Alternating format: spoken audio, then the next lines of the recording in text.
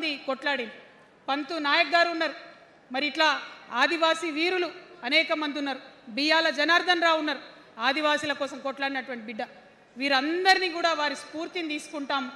రాజ్యాంగబద్ధంగా రాజకీయ శక్తితోని పోరాటాలు మిళితం చేసి, ప్రజా పోరాటాలు మిళితం చేసి మనం కలలుగానేటటువంటి సామాజిక న్యాయ తెలంగాణను సాధిస్తామని మళ్ళొకసారి సగర్వంగా ప్రకటన చేస్తూ ఉన్నాం. మరి వాళ్ళ తెలంగాణ రాష్ట్ర సేన మీ ముందుకొచ్చిందంటే ఉట్టిగానే రాలే. తెలంగాణలో ఏం జరుగుతుందో ఒకసారి తెలుసుకోవాలి, మనం ఆలోచన చేసుకోవాలి, అర్థం చేసుకోవాలి. ఎన్ని పార్టీలు ఉన్నాయి? 3 పార్టీలు ఉన్నాయి. భారతీయ జనతా పార్టీని తీసుకుందాం. ఆ బీజేపీ అనే పార్టీకి అసలు తెలంగాణ ఏర్పాటే ఇష్టం లేదు, తెలంగాణ ఏర్పాటు అవడమే ఇష్టం లేదు. అందుకే వాళ్ళ అగ్రనాయకత్వం అంతా కూడా ఏం మాట్లాడతారు? తల్లిని చంపినరు, పిల్లని బతికించారు అని ఒకరు అంటారు, ఇంకొకరు ఏమంటారు? నిన్ననే ఒక తలకాయ లేని ఎంపీ, మెడకాయ మీద తలకాయనే లేదు ఆయనకు, ఏమన్నాడు ఆ ఎంపీ? ఇండియా పాకిస్తాన్ విడదీసినట్టట, ఆంధ్ర తెలంగాణను విడదీసిరట. మరి వాళ్ళ అగ్రనాయకత్వం ఇన్ని మాటలు అంటుంటే మన ప్రాంతంలో ఉన్నటువంటి భారతీయ జనతా పార్టీ బానిస ఎంపీలు ఎవరైతే ఉన్నారో ఒక్క మాట కూడా వాళ్ళు మాట్లాడరు.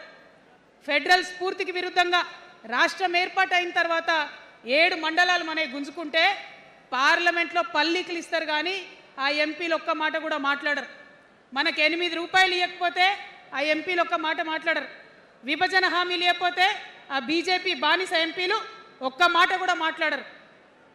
అంతేకాకుండా సామాజిక న్యాయం అనేటటువంటి ఒక కాన్సెప్ట్కే బద్ద వ్యతిరేకి భారతీయ జనతా పార్టీ. అందుకే ఏం చేస్తున్నారు? మహిళా బిల్ అయితే మోసం, 2 సార్లు పాస్ చేసిర్రు, దాన్ని మొత్తానికే పక్కన పెట్టేసిండ్రు. బీసీ బిల్లు ఇక్కడికి వెళ్ళి పంపిస్తే దాన్ని తొక్కిపెట్టిండ్రు. కులగణన వేస్తామన్నారు, దాన్ని తొక్కిపెట్టిండ్రు. అత్యంత పేదవాళ్లకు సమాజంలో 2 బుక్కల అన్నం పెట్టేటటువంటి ఉపాధి హామీ పథకం ఉంటే కూడా దాన్ని కూడా మొత్తానికి బంద్ చేసి పెట్టిండ్రు. అయినా కూడా ఈ బీజేపీ బానిస ఎంపీలు ఒక్క మాట కూడా మాట్లాడరు, కనీసం పెదవులు తెరవరు. నేను ఇవాళ బీజేపీ ఎంపీలను డిమాండ్ చేస్తున్నా, సవాల్ చేస్తూ ఉన్నా, మీరు తెలంగాణ తల్లి బిడ్డలైతే కనీసం భద్రాచలం దగ్గర ఒక 5 గ్రామాలు ఉన్నాయా, ఆంధ్రాలకు పోయినాయి, అవి పోతే మన రాముడి గుడి మునిగిపోతుంది. పోలవరం నిండితే భద్రాచలం మొత్తం కూడా నీళ్ళు వచ్చేటటువంటి పరిస్థితి ఉన్నది. మీకేమన్నా సిగ్గు ఎగ్గు ఉంటే తెలంగాణ తల్లి బిడ్డలైతే 8 మంది బీజేపీ తెలంగాణ ఎంపీలను ఛాలెంజ్ చేసి అడుగుతా ఉన్నా, ఆ 5 గ్రామాలను మీరు వాపస్ తెలంగాణకు పట్టుకరండి.